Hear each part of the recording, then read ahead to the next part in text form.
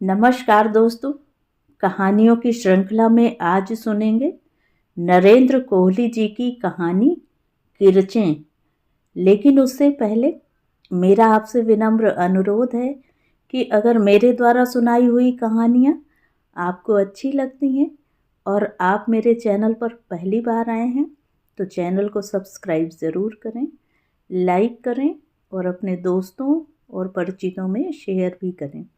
Bell icon दबाना बिल्कुल भी ना भूलें। आज सुनिए किरचें। 3 दिनों के झुटपुटे के बाद आज पहली बार सूर्य निकला था।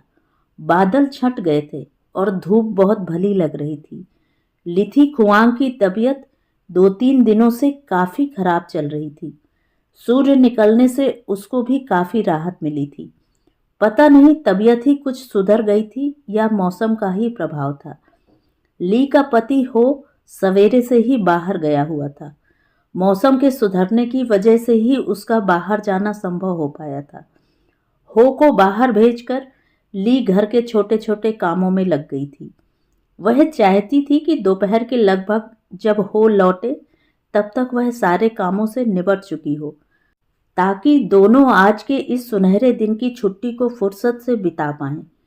वियतनाम के हा बाक प्रांत में हीन होआ नगर के बाहर की इस बस्ती में जुलाई के महीने में ऐसे सुनहरे दिन बहुत कम आया करते थे और इन दिनों तो ली ऐसे दिनों के लिए तरस कर रह गई थी। पिछले कुछ दिनों से उसके मन में कुछ विशेष कामों के प्रति बहुत तीव्र उत्कंठा पैदा होने लगी थी।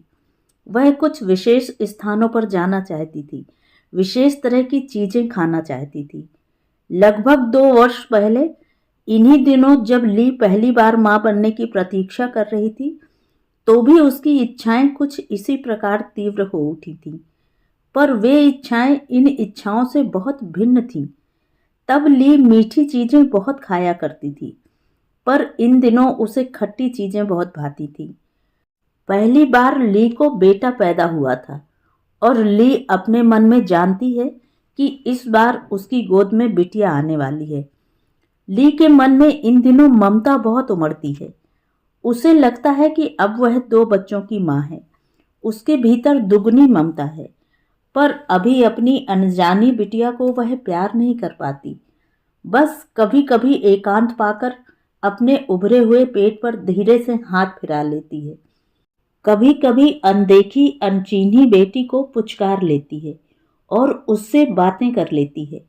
जब भीतर ही भीतर बहुत हिलडुल होती है तो बच्ची को प्यार से इस शरारत के लिए डांट भी देती है। क्यों तंग करती है बिट्टो मेरी, वह उसे समझाती है। अभी से इतनी शैतान है तू, तो जन्म लेने के बाद क्या करेगी। ना मेरी बेटी, माँ को तंग नहीं करते। और अपने आप ही मुस्कुरा पड़ती है ली। बाकी समय ली अपना सारा प्यार बेटे पर उड़ेलती रहती है। आज सवेरे से ली अपने बेटे के कामों में लगी हुई है।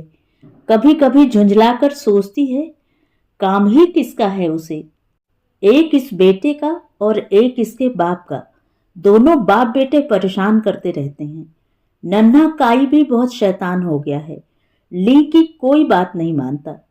धूप निकल आई थी तो ली के मन में बेटे को नहला देने की बात भी आई। 2 दिनों से बारिश हो रही थी और ली ने नन्हे काई को इस डर से नहीं नहलाया था कि कहीं बच्चे को ठंड न लग जाए। पर आज धूप निकल आई थी, आज उसे नहला ही देना चाहिए। बहुत गंदा हो रहा था और फिर आज ना नहलाया तो कल मौसम जाने कैसा रहे। ली ने आंगन में नहलाने की चीजें इकट्ठी कर ली थी और नन्हे काई को भी पकड़ लाई थी। वह जोर जोर से रोता जा रहा था। 3 दिनों से ली और हो ने उसे आंगन में निकलने नहीं दिया। इतनी देर तक कमरे में बंद रहने के बाद काई आंगन में निकला था तो वह मिट्टी से खेलना चाहता था, इधर उधर भाग दौड़ करना चाहता था और घर के अहाते से भी बाहर निकल जाना चाहता था। पहले तो ली के मन में आया कि बच्चे को थोड़ा खेल लेने दे, पर यदि एक बार वह छूट गया तो दोबारा हाथ आना मुश्किल हो जाएगा। फिर देर भी हो रही थी। इसी तरह काम चला तो हो के घर लौटने तक वह अपना काम समाप्त नहीं कर पाएगी। ना बेटे, रोते नहीं हैं, उसने काई को समझाया, और राजे बेटे, माँ को तंग नहीं करते। काई रोता रहा और ली उसके कपड़े उतारती रही। पहले कमीज उतारी, बनियान की बारी आई तो काई एकदम मचल गया। वह उसके हाथों से छूट छूट जा रहा था। एक बार तो वह लगभग हाथों से निकल ही गया था, पर ली ने उसे फिर घसीट लिया। एक हाथ से ली ने काई को पकड़ा और दूसरे हाथ से पानी को छूकर देखा। पानी बहुत ठंडा नहीं था। तभी ली के भीतर बहुत जोर से कुछ हिलने डुलने लगा। ली ने गीला हाथ अपने पेट पर रख लिया। ना बेटी ना, तंग नहीं करते, भैया को नहला लेने दे। एक और काई जोर जोर से रो रहा था और उसके हाथों से निकल भागने को मचल रहा था, और दूसरी ओर यह, तुम दोनों भाई बहन तंग क्यों कर रहे हो मुझे? ली ने मुस्कुराकर अपने पेट के उभार की ओर देखा। शैतान बच्चों। और वह सोच रही थी, इस समय हो घर पर होता तो उसकी सहायता कर देता। उसके पेट के भीतर की हलचल बहुत प्रबल हो रही थी। बिट्टू अब और भीतर नहीं रहना चाहती, ली खुद को बता रही थी। उसने अपना ध्यान उधर से हटाकर काई के सिर पर एक लोटा पानी डाला। काई का रोना कुछ प्रबल हो गया। ना बेटे, नहाते हुए रोते नहीं हैं, ली ने समझाया। जल्दी से नहा लो। उसने उसके सिर पर साबुन की टिकिया रगड़नी शुरू की। मुंह पर साबुन नहीं लगाया, नहीं तो काई और भी अधिक जोर से रोने लगता। मुंह पर साबुन बाद में लगा लेगी। हाथों पर साबुन लगाया और मल मल कर हाथों पर लगी मिट्टी उतारी। काई की बहन एक बार फिर जोर से मचली थी और सहसा बहुत जोर से गूं गूं की आवाज हो उठी। ली चौंकी। क्या हुआ है बिट्टो को? पर दूसरे ही क्षण ध्यान आया, यह बिट्टो की आवाज नहीं थी। आवाज आसमान से आ रही थी। आवाज की दिशा में बहुत सारा धुआं और गर्द गुबार उड़ रहा था। साफ आकाश कहीं छिप गया था। सारा वातावरण मटमैला हो गया था और इन सब के बीच 5 विमान उड़े जा रहे थे। ली को स्थिति समझने में क्षण भर भी नहीं लगा। उसने साबुन से पुते नन्हे काई को झपट कर अपनी गोद में समेटा, एक हाथ अपने पेट पर रखकर काई की बहन को सांत्वना दी और झपट कर भीतर की ओर भागी। नहाने का पानी, साबुन और तौलिया खुले आकाश के नीचे पड़े थे। चारों ओर शोर ही शोर था, आग और धुआं, मानो मिट्टी धरती की कोख से उछलकर आकाश की ओर जाती थी और फिर आग के समान धरती पर बरस पड़ती थी। धमाके बहुत पास आ गए थे। ली को लगा उसका घर धमाकों से घिर गया है। वह घर में अकेली थी और उसके पास 2 बच्चे थे। दोनों में से एक शैतान। अचानक आंगन में जोर का धमाका हुआ। नहाने का पानी धुएं में छिप गया और ली कमरे के बीचों बीच औंधी गिरी। काई अब भी उसकी गोद में था। ली के मुंह से जोर की एक चीख निकली। उसे लगा कोई आग उसके बाएं नितंब को चीरकर भीतर घुसती चली गई है। काई चुप हो गया था और उसके हाथों से छूटकर नंग धड़ंग साबुन और मिट्टी से सना हुआ उसके सामने बैठा था। पीड़ा के मारे ली की आंखों से आंसू निकल आए। उसने अपने निचले होंठ को दांतों से भींच लिया। वह चाहती थी दांत होंठ को चीरकर मांस में धंस जाएं। नितंब की पीड़ा से ध्यान हटाने के लिए वह अपने होंठ में दूसरा घाव करना चाह रही थी। बाहर विमानों की आवाज दूर चली गई थी। ली ने दाएं हाथ से अपने पेट को दबाया और बाएं से अपने नितंब को टटोला।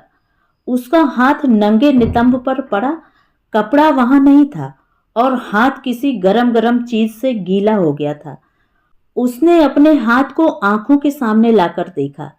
सारा हाथ खून से लाल हो गया था। ली ने पीड़ा से बचने के लिए अपने दांत फिर अपने होंठ में गड़ा दिए। हाथों पैरों को समेटकर उठना चाहा और फिसलकर गिर पड़ी। काई पास बैठा बहुत जोर जोर से रो रहा था। हो बस्ती की सीमा तक पहुंचा ही था कि विमानों की गूं गूं से उसके कान खड़े हो गए। यह अनुभव उसके या बस्ती के किसी अन्य व्यक्ति के लिए नया नहीं था। अब तो वे लोग उसके आदी हो गए थे। वर्षों से यह लड़ाई चल रही थी और जाने कब तक चलेगी। हर दूसरे तीसरे दिन इसी प्रकार विमान उड़ते हुए आते थे। उनसे बम गिराए जाते थे और फिर बस्ती के परे हीन होवा नगर पर आग, धुआं तथा धूल ही धूल नजर आती थी। पिछले 3 दिनों से वर्षा के कारण ही जहाज इधर नहीं आए थे। आज धूप निकली थी तो विमान भी आ निकले थे। हो समझ नहीं पा रहा था कि वह क्या करे। बस एक ही बात उसके मन में थी। ऐसे समय में उसे अपने घर पर ली और काई के पास होना चाहिए था। वैसे आज तक उनकी बस्ती पर कभी कोई बम नहीं गिरा था, पर विमान इसी प्रकार आते रहे तो किसी भी दिन गिर सकता था। और अचानक विमानों से बम गिरने आरंभ हुए। धमाके, आग और धुआं सब ओर फैल गया।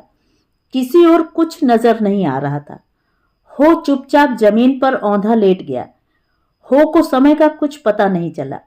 कब विमान बम बरसाकर चले गए वह नहीं जानता। उसके मन में एक ही प्रश्न था, ली और काई ठीक तो है ना? और जैसे ही उसे यह एहसास हुआ कि विमान आकाश पर मंडरा नहीं रहे, हो उठकर भागा। उसका हृदय धड़क रहा था।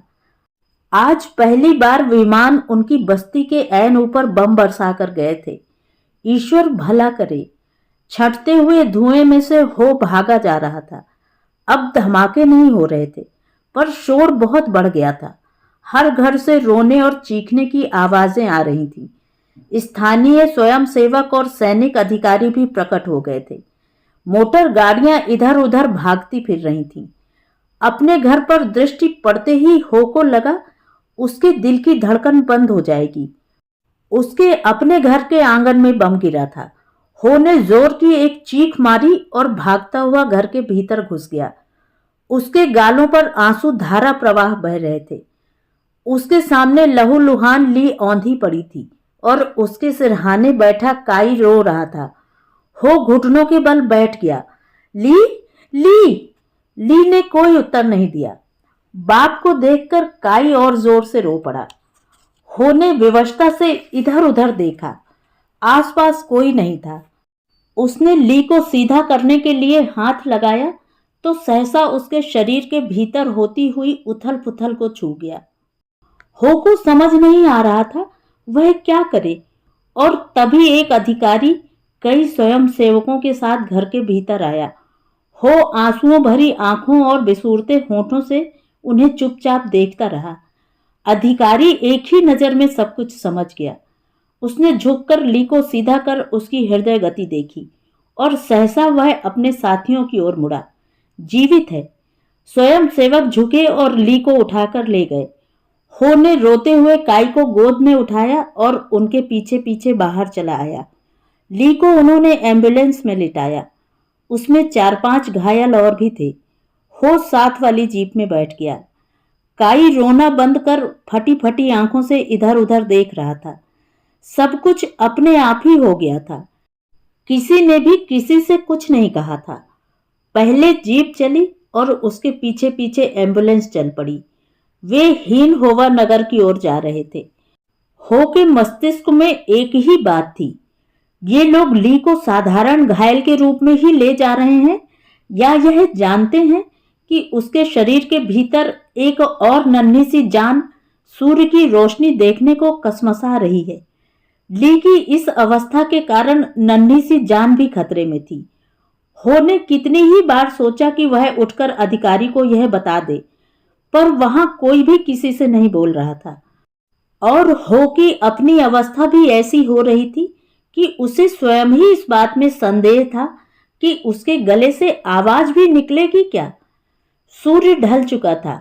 गाड़ियां अस्पताल के अहाते में प्रवेश कर रही थीं और हो तब तक उस अधिकारी को कुछ नहीं बता पाया था। हो बरामदे के एक कोने से दूसरे कोने तक टहल रहा था। वह रात भर इसी प्रकार टहलता रहा और अब उषा की पहली किरणें धरती को छू रही थीं। हो को पता भी नहीं चला कि रात किधर गई। वह तो यही जानता है कि डॉक्टर ने ली को सरसरी नजर से देखकर ऑपरेशन थिएटर में भेज दिया था। उसे इतना भर बता दिया गया कि ली बम से छिटक आए हुए धातु के टुकड़े से घायल हुई थी और धातु का टुकड़ा ली के बाएं नितंब के भीतर घुस गया था और अभी भी भीतर ही था। उसे ऑपरेशन करके निकाला जा सकता है। ली थिएटर के भीतर बंद थी और वह बाहर टहल रहा था। काई एक बेंच पर सोया पड़ा था। हो ने एक नजर काई को देखा। वह अपने घुटने पेट से लगाए गठरी बना सोया पड़ा था। हो के जी में आया कि उसे एक चादर ही उड़ा दे, पर चादर कहां से लाता। रात भर हो टहलता रहा था और किसी ने उसे यह भी नहीं बताया था कि ली कैसी है, वह बचेगी भी या नहीं, वह नहीं जानता था। यदि ली नहीं बची तो उसके मरने से पहले मुझे उससे थोड़ी बात कर लेने दो, वह कहना चाहता था। पर किससे कहता? यहां कौन था जो उसकी बात सुनता? जिस दरवाजे के भीतर उसकी ली को ले जाया गया था, उसके भीतर उसे जाने नहीं दिया गया था और स्वयं भीतर घुस जाने का साहस वह कर नहीं पाया था। और तभी दरवाजा खुला। हो पलटकर खड़ा हो गया। उसकी सांस रुकने सी लगी। मिस्टर हो, आप आ सकते हैं, खुले दरवाजे के बीच प्रकट हुई नर्स ने कहा। नर्स उसे कई रास्तों से घुमाती हुई वार्ड में ले आई थी। घायलों के उस जंगल में उसने एक बेड पर ली को देखा। जीती जागती ली उसके सामने लेटी हुई थी। उसकी आंखों से आंसू टप टप गिर रहे थे।